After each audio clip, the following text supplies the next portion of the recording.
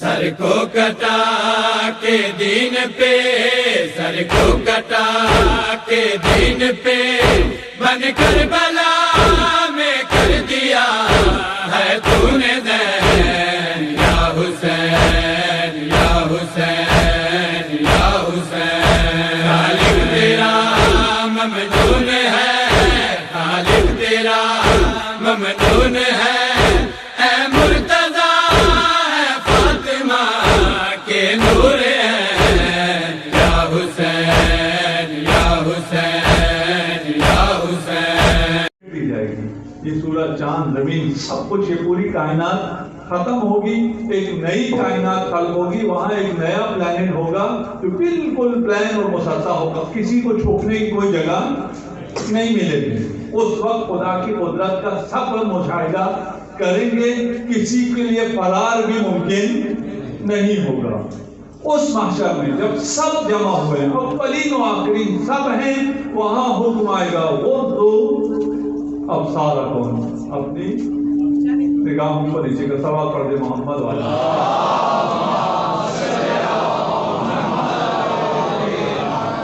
سب سے پہلے تو یہ بتا دوں یہ روایت سنی شیعہ دونوں میں بالکل متفق علیہ ہے۔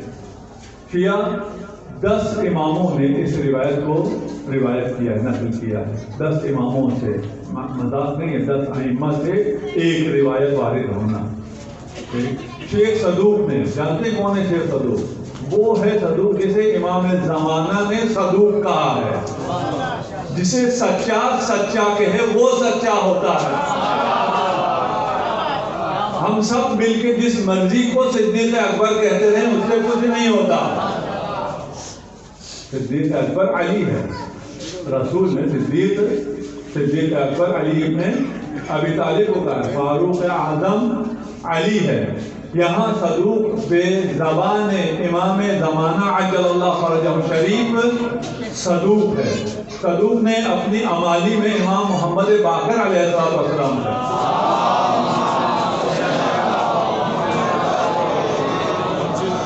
اپنی کتاب ثواب الاعمال میں امیر المؤمنین علی ابن ابی طالب سے، اور اپنی کتاب عیون اخبار الرضا میں امام رضا علیہ السلام سے اس حدیث کو نقل کیا ہے۔ یہ صرف ایک محدث کی بات کی، تمام شیعہ محدثین نے اس روایت کو نقل کیا ہے۔ اہل سنت علماء نے بھی بے کثرت اس کو نقل کیا۔ حاکم النشاپوری نے 2 دفعہ نقل کیا ہے اور کہا ہے کہ ھذا خبر صحیح علی شرط الشیخین، شرط شیخین بخاری اور مسلم دونوں کی شرط پر یہ خبر صحیح ہے۔ اہل سنت بھی اس خبر کو مانتے ہیں اور شیعہ بھی اس خبر کو مانتے ہیں۔ سند کی میں تھوڑی سی اور کروں بھائی، گھران تو نہیں گزرے گی۔ ابن جوزی نے اس کی تضعیف کی ہے، تضعیف سمجھتے ہیں کہ یہ خبر ضعیف ہے۔ تضعیف کرنے کے لیے اس نے اس کی سند کو جمع کیا۔ جب جمع کیا، اہل سنت عالم ابن جوزی اپنی کتاب میں العلل الضعیفہ میں لکھتا ہے کہ اس روایت کو جن اصحاب نے نقل کیا ہے ان میں سے سب سے پہلے عن امیر المؤمنین علی ابن ابی طالب، عن ابی ایوب انصاری، عن ابی سعید خدری، عن ابی حریرہ، عن عائشہ ام المؤمنین، 5 اصحاب سے نقل ہو گئے۔ اس کے بعد کہتا ہے کہ یہ حدیث امیر المؤمنین سے 4 طرق سے نقل ہوئی ہے، ایک کو 4 کر دینا، اور حضرت عائشہ سے 2 اسناد سے نقل ہوئی ہے۔ اس کے علاوہ انس بن مالک نے بھی نقل کیا ہے، اس کو عبداللہ ابن عمر نے بھی نقل کیا ہے۔ 9 سے زیادہ صحابہ نے اس روایت کو نقل کیا، اس حدیث کی روایت کی ہے۔ ابن تیمیہ کہتا ہے کہ اگر 4 سے 5 صحابہ جسے نقل کرے وہ متواتر روایت ہوتی ہے۔ متواتر روایت کا مطلب یہ ہے کہ اگر آپ اس کا انکار کریں تو آپ پھر مسلمان نہیں ہیں، یعنی وہ یقیناً رسول سے صادر ہوئی ہے۔ اس روایت میں اب کچھ اعتراضات بھی میں وہ بیان نہیں کرتا، صرف میں اس کا معنی بیان کرتا ہوں۔ اعتراض کرنے والے یہ کہتے ہیں کہ قیامت کے دن کیوں حکم آئے گا غضوا ابصارکم، اپنی آنکھوں کو نیچے کرو؟ جناب سیدہ تو حجاب میں ہوں گی، وہ حجاب میں گزر جائیں، ہم آنکھیں نیچے کیوں کریں؟ بات سمجھ میں، اعتراض میں کہ حجاب میں جب جناب سیدہ جا رہی ہیں وہ بھی نور کے حجاب میں کنیزوں کی ظلمت میں ہیں تو ہمیں آنکھیں نیچے کر کے کیا کرنا ہے؟ اہل سنت علماء نے اہل بیت کی فضائل بہت جگہ پر بیان کیا ہے. اہل سنت کتب بھی فضائل اہل بیت سے بھری پڑی ہیں. بیان کم لوگ کرتے ہیں، اس کو آگے بیان کم کرتے ہیں، لیکن کتابوں میں الحمدللہ انہوں نے انصاف کیا ہے. خدا ان پر اپنی رحمت کا نزول فرمائے جنہوں نے یہ کام کیا ہے. ان کتابوں میں یہ احادیث موجود ہیں.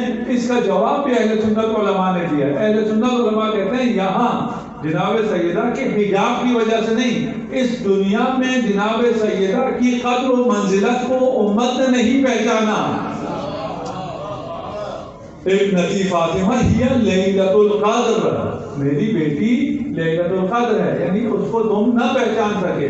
انما سمیت فاطمہ بفاطمہ لأن الناس فتنوا عن معرفتها، میری بیٹی کا نام فاطمہ اس لیے رکھا گیا کہ لوگوں کو معرفت سیدہ سے جدا رکھا گیا. لوگوں کی پہنچ اتنی ہے ہی نہیں کہ وہ جناب سیدہ کی معرفت حاصل کر سکیں. اس کو بالکل پلان رکھ لیجیے. پلان صلوات پڑھیں محمد والے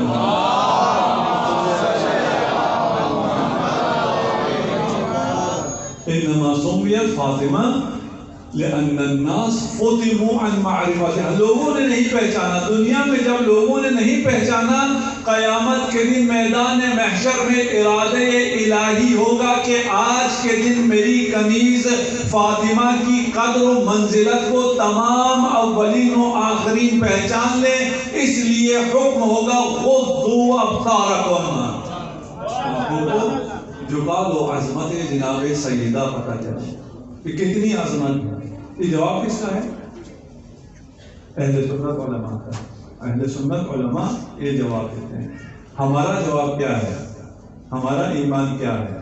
ہم یہ ایمان رکھتے ہیں کہ یہ اس کائنات کا آغاز دو نور سے ہوا، ایک نور محمد اور دوسرا نور علی. اس کائنات کا آغاز ابھی کچھ بھی نہیں تھا. سب سے پہلے حضرت کا نور خلق ہوا، اس کے بعد امیر المؤمنین کا نور خلق ہوا. یہ دو انوار خلق ہونے کے بعد ان سے کائنات خلق ہوئی. ان انوار سے لولاک لما خلقت الافلاک، ان انوار سے افلاک خلق ہوئے. افلاک خلق ہونے کے بعد جو اس کائنات کو مطالعہ کرتے ہیں وہ پڑھیں، سائنس پڑھیں، اس حدیث کے ساتھ ساتھ آپ کو وہ سمجھ میں آئے گا. افلاک خلق ہوئے، کائنات خلق ہوئی، لیکن ابھی کائنات میں اندھیرا تھا. فرشتوں نے، اس وقت کے موجود خلائق نے، ان موجودات نے خدا کی شان میں، خدا کی بارگاہ میں جا کر درخواست کی، ہم اس اندھیرے سے تنگ آ گئے ہیں. کائنات کا ڈارک ایج چل رہا تھا.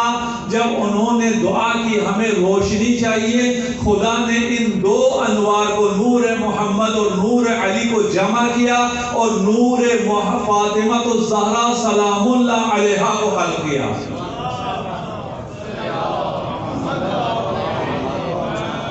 ان دو انوار کا مجموعہ ہے. پھر ان دو انوار میں اور نور فاطمہ میں ایک اور فرق ہے. ان دو انوار کو اسلاف میں قرار دیا گیا. نور فاطمہ کو مشکات میں رکھ کر خدا نے اپنے عرش کی زینت بنا دیا. پھر معراج میں یہ منتقل ہوتا ہے صلب نبی میں. اگر اتنا سمجھ میں آ گیا تو کیوں کہا جا رہا ہے غضوا ابصارکم؟ تھوڑا سا غور سے سنیے گا. غضوا ابصارکم کیا مطلب ہے؟ اپنی نگاہوں کو جھکا دو. کیوں؟ اس لیے کہ اب جو گزر رہی ہے یہ نور جمال الہی ہے، یہ حوراء انسیہ ہے. یہ انا بشر مثلکم. جب آپ کی شادی کا مرحلہ آیا، اصحاب نے رشتہ مانگا تو رسول خدا نے کہا کہ انا بشر مثلکم ولکن ابنتی ہی حوراء انسیہ. میں تم جیسا بشر ہوں لیکن میری بیٹی تم جیسی نہیں ہے. ہے نہیں ایسا؟ لیکن یہ آیت میں پڑھی ہوگی نا آپ نے، انا انما بشر مثلکم یوحا الیہ. میں تم جیسا انسان تو ہوں لیکن مجھ پر وحی ہوتی ہے. رسول نے یہ تو کہا ہے کہ میں تم جیسا ہوں، لیکن یہ تو نہیں کہا تم مجھ جیسے ہو. یہ تو کہیں نہیں کہا نا کہ تم مجھ جیسے ہو. یہ صرف ایک ذات کے لیے کہا ہے تم مجھ جیسے ہو. یا علی لحمک لحمی، یا علی دمک دمی، یا علی عظمک عظمی، یا علی مسلک مسلی. اے علی تو مجھ جیسا ہے، علی مجھ جیسا ہے، باقی نہیں. جناب زہرا نے لکھا کہ یہ تم جیسی نہیں ہے. امرها بید ربی، اس کا امر میرے خدا کے ہاتھ میں ہے. یہ جو نور گزر رہا ہے یہ نور جمال الہی ہے. نور جمال الہی کو دیکھنے کی بشر کی آنکھوں میں طاقت نہیں ہے. غضوا ابصارکم، کیوں نگاہوں کو جھکا لو؟ اس لیے کہ ہماری نگاہیں نور جمال الہی کو نہیں دیکھ سکتی، اس لیے نور جلال الہی آگے بڑھتی ہے اور حکم دیتی ہے غضوا ابصارکم، اپنی آنکھوں کو جھکا لو تاکہ نور جمال الہی گزر سکے. صلوات پڑھ دیجیے محمد علیہ.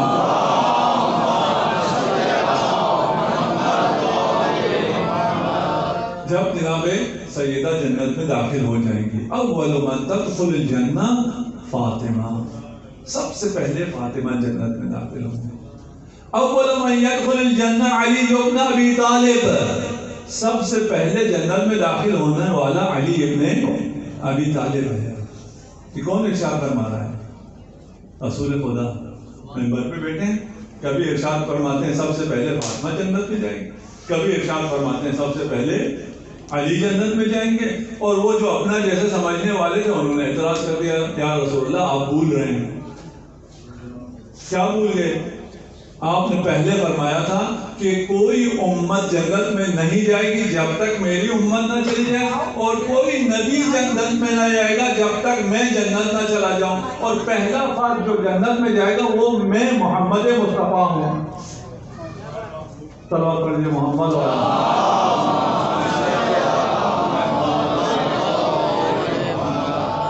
مجھے گھڑی کا سہارا چاہیے، میرا موبائل. نعرہ تکبیر، اللہ اکبر، نعرہ رسالت، نعرہ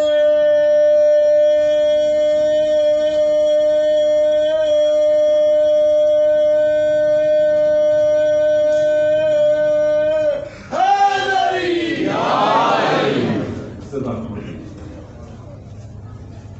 جب جناب سیدہ سب سے پہلی وہ ہے جو جنت میں جائیں گے، امیر المومنین سب سے پہلے جنت میں جائیں گے، رسول خدا خود بھی سب سے پہلے جنت میں جائیں گے. اصحاب نے کہا آپ بھول رہے ہیں، آپ نے پہلے کہا تھا سب سے پہلے آپ کہیں گے، آج کہہ رہے ہیں سب سے پہلے فاطمہ جائیں گے، کل آپ کہہ دیتے ہیں سب سے پہلے علی جائیں گے. نبی نے ارشاد فرمایا میں بھولنے والوں میں سے نہیں. میں نے جو کہا سب سے پہلے فاطمہ جائے گی تو سب سے پہلے فاطمہ جائے گی.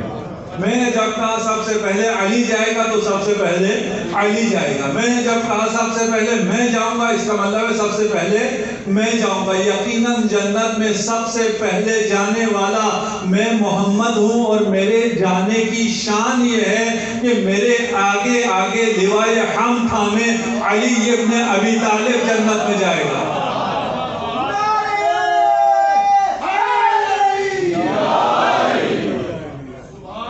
سب سے پہلے حضرت جائیں گے، لیکن حضرت کے جانے کا پروٹوکول ہوگا.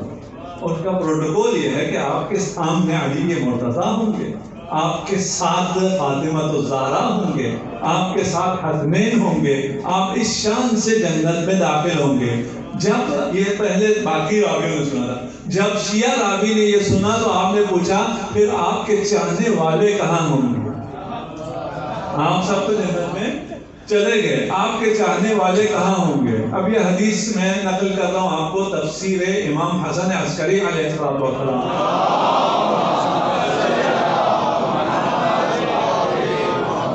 جب جناب سیدہ جنت میں داخل ہو جائیں گی تو آپ کی چادر عصمت عرصات محشر میں پھینک جائے گی. اس کا ایک سرا بی بی کے ہاتھ میں ہوگا، باقی اس کے دھاگے قیامت میں محشر میں صراط پر پھیلے ہوئے ہوں گے. اور خطاب آئے گا یا ایھا المحبون لفاطمہ. ترجمہ کروں اس کا خطاب پتہ کیا آئے گا؟ ایام عزائے فاطمی میں فرش عزائے فاطمی پر بیٹھنے والوں، فاطمہ کی محبت میں فاطمہ پر رونے والوں، فاطمہ کے عزاداروں، آج ردائے عصمت فاطمی کو تھام لو۔ پھر کوئی شخص جس کے دل میں فاطمہ کی محبت ہے وہ اس میدان میں باقی نہیں رہے گا، اس ردا کو تھام لے گا۔ اس کے بعد ان کو بلایا جب جائے گا، اس کے بھی عجیب شان ہے۔ ایھا الحمادون، جن کے ہاتھوں میں ردائے فاطمہ آ گئی اور جنت کی راہ انہیں مل گئی، ان کو جب دعوت دی جائے گی کہ بسم اللہ آئیے، ان فاطمیون کو، آپ کو انشاءاللہ خطاب آئے گا ایھا الحمادون، ایک کثرت سے خدا کی حمد کرنے والوں۔ حب فاطمہ کیا ہے؟ حب فاطمہ یہ ہے کہ آپ نماز کے بعد تسبیح فاطمہ پڑھیں۔ اصل حمد وہ حمد ہے جو جناب سیدہ کی زبان پہ جاری ہوا، جو اس حمد کی تقلید میں حمد کرتے ہیں، اس جیسی تسبیح کرتے ہیں، وہ تسبیح کرنے والے ہیں، وہ حمد کرنے والے ہیں۔ ایھا الحمادون، داخل ہو جاؤ۔ ٹھیک، ابھی ہم نے عرض کیا کہ فاطمہ تجلی جمال الہی ہے، لیکن یہ عجیب معجزہ ہے کہ صنف نازک سے ہونے کے باوجود یہ جمال اور جلال الہی دونوں کی تجلی ہے۔ ان اللہ یغضب لغضب فاطمہ، غضب فاطمہ کی وجہ سے اللہ غضبناک ہوتا ہے۔ وَيَرْضَى لِرِضَا فاطمہ، فاطمہ کی رضا سے اللہ کی رضا حاصل ہوتی ہے۔ یہ جو عصمت فاطمی ہے یہ صحاح میں نقل ہے۔ صحاح جب اس روایت کو نقل کرتا ہے تو اس کا مطلب عصمت ہے، یعنی اس سے عصمت ثابت ہو جاتی ہے۔ جناب سیدہ کی عصمت ثابت ہے صحاح سے، ہمارے اہل سنت بھائیوں کی کتابوں سے ثابت ہے۔ اور پھر اگر معصومہ کے مقابل کوئی آ جائے پھر واضح ہے، کیونکہ آپ کے ہاں عصمت ثابت ہے۔ عصمت کہاں سے ثابت ہے؟ ان اللہ یغضب، اللہ غضبناک ہوتا ہے اس سے جس سے فاطمہ ناراض ہو جائیں گے۔ اب ان کی سب کی کتابوں میں تو موجود ہے، تو وہ پتہ کیا کہتے ہیں؟ کہتے ہیں یہ حدیث امیر المؤمنین کے لیے آئی ہے، سنا ہوگا آپ نے، یہ حدیث حضرت علی کے لیے آئی ہے۔ ٹھیک ہے، تھوڑی دیر کے لیے مان جاتے ہیں، تھوڑے سمجھنے کی باتیں ہیں، اگر سمجھ میں آئے تو اچھا، نہیں سمجھ میں آئے تو بھی ثواب ملے گا، کوئی مسئلہ نہیں۔ ہم نے مان لیا یہ حدیث کس کے لیے آئی ہے؟ علی کے لیے آئی ہے۔ ٹھیک، اس کا مطلب یہ ہوا کہ اگر یہ حدیث کسی صحابی کے لیے آئی ہو تو اس سے توہین صحابی لازم نہیں آتی۔ تو آپ تو علی کی توہین تو نہیں کر رہے نا، بات سمجھ میں؟ ٹھیک ہے، آپ کہہ رہے ہیں یہ علی کے لیے ہے، علی صحابی تو ہے۔ ایسی حدیث کسی صحابی کے ہونے سے کوئی گستاخی لازم نہیں آتی، نہیں تو آپ گستاخ علی ہو گئے۔ اب جب گستاخی لازم نہیں آتی ہے تو ہم کہیں گے جس کے لیے بھی یہ حدیث ہے اس کا علم کسے ہے؟ جس سے فاطمہ ناراض ہوئی اور وصیت کی کہ جن سے میں ناراض ہوئی، جنہوں نے مجھ پر ظلم کیا، یا علی انہیں میرے نماز میں نہ آنے دینا۔ کون نہیں تھا نماز میں؟ علی نہیں تھے،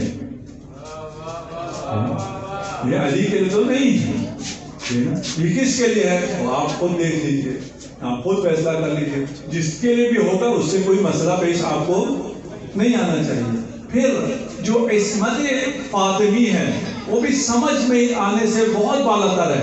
یہ عصمت انبیاء سے بڑھ کر ہے، عصمت اسماعیلی سے بڑھ کر ہے، عصمت ابراہیمی سے بڑھ کر ہے، عصمت عیسیٰ و موسیٰ سے بڑھ کر ہے۔ اس لیے کہ عصمت انبیاء یہ ہے کہ ہر وہ کام کریں جس میں رضا رب ہو۔ عصمت یہ ہے کہ میں ہر وہ کام کروں جس میں رب کی رضا ہو۔ اور فاطمہ کے لیے کیا کہا؟ جس سے فاطمہ راضی ہو اس پر رب راضی ہو جاتا ہے۔ یہ عصمت کا عجیب، یہ عصمت فاطمی ہے اور کوئی اس مرتبہ عصمت پر فائز نہیں ہے۔ آپ خوش نصیب ہیں، آپ کو یہ فرش آزاد نصیب ہے۔ امام جعفر صادق علیہ السلام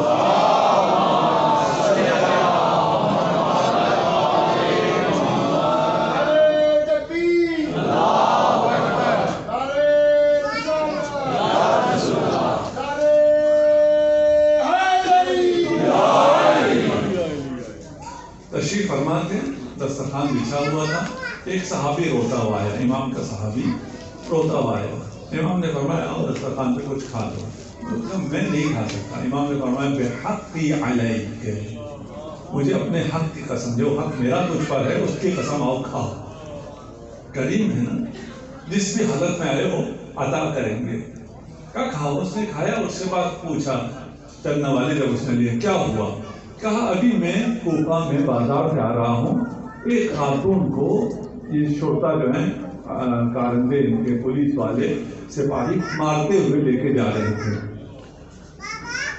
وہ بار بار مدد کے لیے لوگوں کو پکارے تھی، کسی نے اس کی مدد نہیں کی، جب اس کو لے کے میں نے لوگوں سے پوچھا کہ اسے کیوں لے کے جا رہے تھے، اسے کیوں مار رہے تھے، کیا یہ بازار میں چل رہی تھی، اسے ٹھوکر لگی، کوئی پتھر پڑا تھا، ٹھوکر لگی، یہ جب گری تو اس نے کہا خدایا فاطمہ الزہرا پر ظلم کرنے والوں پر لعنت ہو، یہ ان کارندوں نے سن لیا، اسی جرم میں اس کو اٹھا کر لے گئے ہیں۔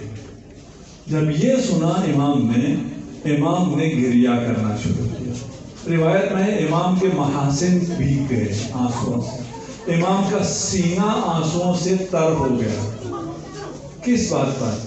ایک مومنہ، ایک بڑھیا اگر زہرا کی راہ میں اس پر کوئی مظالم ہوتے ہیں، اگر وہ زہرا کی راہ میں نکلی ہوئی ہے، امام کا اس پر کتنا دل جلتا، زمانے کا امام ابھی آپ کو دیکھ رہا ہے، آپ جو حق زہرا کے لیے فرش عزا پر ہیں، آپ دل امام کو شاد کر رہے ہیں، دل امام کو خوش کر رہے ہیں۔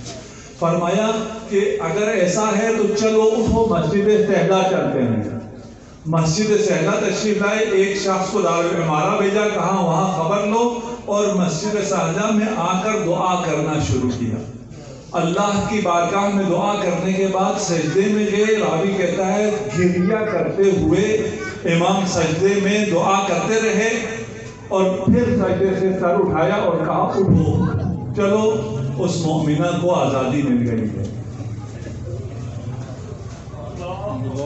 کہاں تک کی خبر رکھتا ہے، کیوں دعا کرتا ہے، کیسے دعا کرتا ہے، اپنی دعا کی استجابت کی اسے کیسے خبر ملتی ہے؟ مستجاب الدعوات ہیں، انہی کے ہاتھ، انہی کے برکت سے پورا نظام چل رہا ہے۔ راوی کہتا ہے ہم امام کے ساتھ نکلے، راستے میں وہ بندہ آیا جس سے دارالعمارہ بھیجا ہوا تھا، اس سے پوچھا کیا ہوا، کہا جب خلیفہ نے، گورنر نے بلایا، اس سے بڑھیا سے پوچھا کہ اس کو کس جرم میں لائے ہو، بڑھیا نے کہا میں نے یہ کہا تھا خدا ظالمین زہرا پر لعنت کرے، اس پر یہ اٹھا کر مجھے یہاں لے آئے۔ اس گورنر کے دل میں کوئی خوف خدا ہوگا، کہا یہ تو کوئی جرم نہیں ہے، بے ناحق تمہیں یہاں لے کے آئے ہیں، 200 درہم تم میری طرف سے انعام لے لو اور مجھے معاف کر دو۔ اس نے، بڑھیا نے کہا میں دشمن زہرا سے کچھ نہیں لوں گی، مجھے تمہارے درہم نہیں چاہیے، وہ واپس چلے گئے۔ امام نے پوچھا وہ محتاج تھی، کہا ہاں بہت غریب ہے۔ امام نے 7 دینار درہم میں فرق ہوتا ہے، 7 دینار عطا کیے، کہا جاؤ یہ بڑھیا کو دو اور اسے میرا سلام دینا۔ امام کے اصحاب گئے، وہ دینار لے کر گئے، بڑھیا کے پاس آ کر کہا کہ ہم امام کی طرف سے آئے ہیں، یہ ہدیہ تیرے لیے لائے ہیں، امام نے تجھے سلام دیا ہے،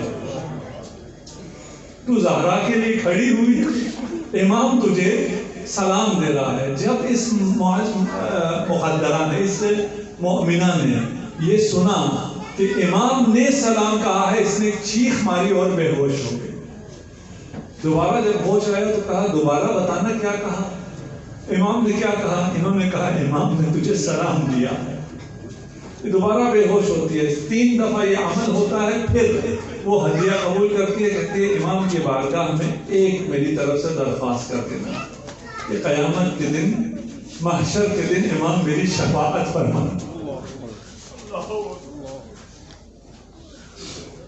یہ آپ کے لیے فراہم ہے۔ اگر زہرا یہ مرضیہ کی راہ میں کچھ بھی کرو گے، جو بھی تم سے بنتا ہے کرو گے، امام کی خاص نظر تمہارے اوپر ہو۔ اگر کوئی مشکل تم پر آ جائے تو امام گریہ کرتے ہوئے تمہارے لیے دعا کریں گے۔ آج امام زمانہ ان لوگوں کے منتظر، ان لوگوں کی طرف دیکھ رہے ہیں، آپ لوگوں کی طرف دیکھ رہے ہیں جو اس غم میں آنسو بہانے کے لیے یہاں جمع ہوئے ہیں۔ آپ کو، آپ کے ساتھ اس فرش عزا پر امام زمانہ موجود ہے، آپ کے گریے کو قبول کرنے کے لیے موجود ہے۔ جب حضرت خدیجہ کا آخری وقت آیا تو کچھ کہنا چاہتی تھی، رسول خدا سے کہہ نہیں پا رہی۔ رسول خدا نے جناب سیدہ سے کہا جاؤ اپنی ماما سے پوچھو کیا کہنا چاہتی ہیں۔ علیحدگی میں جب جناب سیدہ آئیں تو حضرت خدیجہ نے کہا میں نے اپنا سارا مال راہ خدا میں قربان کر دیا، اب میرا آخری وقت ہے، میرے پاس کفن کے لیے بھی کوئی چیز باقی نہیں رہی۔ مجھے حیا آتی ہے میں رسول خدا سے کہوں کہ میں نے سارا مال آپ کی راہ میں دے دیا ہے اور میرے پاس کفن نہیں ہے۔ اپنے بابا سے درخواست کرنا جس قمیص پر وحی نازل ہوتی تھی وہ قمیص مجھے کفن کے طور پر دے دیں۔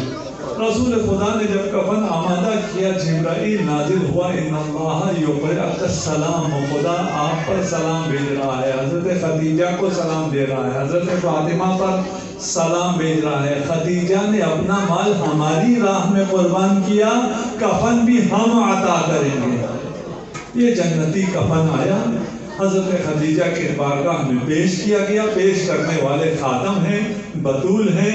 جب دیا تو رسول خدا نے فرمایا اگر کوئی اور حاجت ہے تو بیان کرو۔ حضرت خدیجہ نے فرمایا مجھے کوئی حاجت نہیں ہے۔ کہا کوئی حاجت؟ کہا ایک خواہش ہے، آپ امت سے، اپنے امت سے درخواست کریں میرے بعد کوئی میری بیٹی زہرا کو اذیت نہ کرے۔ اس فرمائش پر آپ لوگوں نے گریہ کیا۔ آپ نے جب یہ وصیت سنی حضرت خدیجہ کی، آپ نے گریہ کیا۔ جب رسول خدا نے یہ سنا تو زار زار گریہ شروع کیا، آپ کے محاسن تر ہو گئے۔ حضرت خدیجہ نے کہا یا رسول اللہ میں نے ایسا کیا کہہ دیا کہ آپ اتنا گریہ کر رہے ہیں؟ رسالت ماں نے اعجاز رسالت سے اشارہ کیا، منظر تبدیل ہوا۔ ایک گھر ہے، صحن میں ایک بڑھیا ہے، بال سفید ہیں، سر پر موت کی پٹی بندھی ہوئی ہے، کمر جھکی ہوئی ہے، دیوار کا سہارا لے لے کر چل رہی ہے۔ یغشا علیہا ساعتاً بعد ساعہ، ہر کچھ دیر بعد بے ہوش ہو کر گر جاتی ہے۔ خدیجہ نے کہا یا رسول اللہ یہ کون ہے؟ رسول خدا نے فرمایا خدیجہ اپنی زہرا کو نہیں پہچانا۔ اجرکم علی اللہ، رونے میں بخل نہ کیجیے، نہ معلوم اگلے سال ہم ہوں، یہ سعادت ہمیں نصیب ہو، یہ نصیب نہ ہو۔ کہا زہرا کو نہیں پہچانا، میں عرض کروں گا آپ باقی مسائل نہ بتائیں تو کون زہرا کو پہچان سکتا ہے؟ جب سلیم نے مقتل لکھنا شروع کیا اور اس کو پتا چلا کہ زہرا پہ دروازہ گرایا گیا، اس نے کہا یہ کیسے ہو سکتا ہے؟ یہ تو نہیں ہو سکتا جس دروازے پر فرشتے آ کر سلام کرتے ہو، جس دروازے پر ملک الموت اجازت کے بغیر داخل نہ ہوتے ہوں، امت کے لوگ بغیر اجازت کے کیسے آ گئے؟ اس نے کہا سلمان سے پوچھتے ہیں۔ قال سلیم قلت یا سلمان هل دخلوا ولم يكن استئذان، کیا ایسا ہوا کہ اجازت کے بغیر یہ لوگ گھر میں داخل ہوئے؟ سلمان نے کہا ای وعزت الجبار ولم يكن على الزهراء من خماری، ہاں ایسا ہوا، اور صرف یہ نہ ہوا، جب زہرا دروازے پر آئی تو زہرا دروازہ کھولنے کے لیے تیاری سے نہیں آئی تھی۔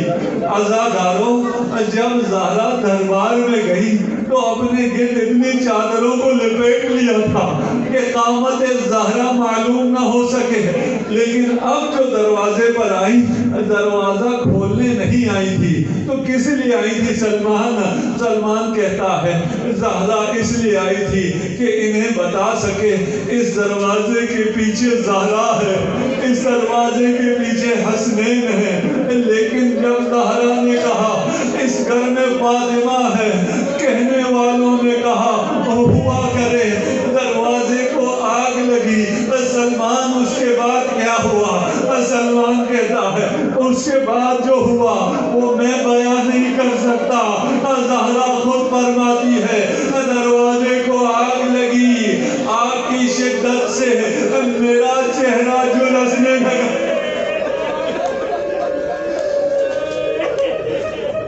اجرکم علی اللہ.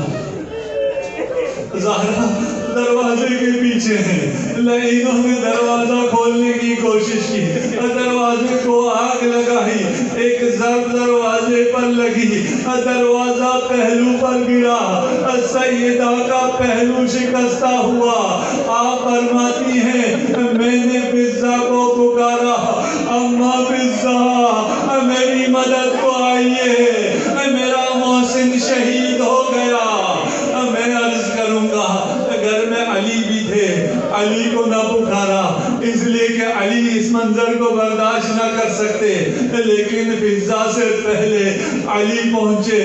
کتنا مشکل ہے علی کو یہ دیکھنا, ایک طرف محسن شہید ہے, دوسری طرف زہرا کا پہلو شہید ہے.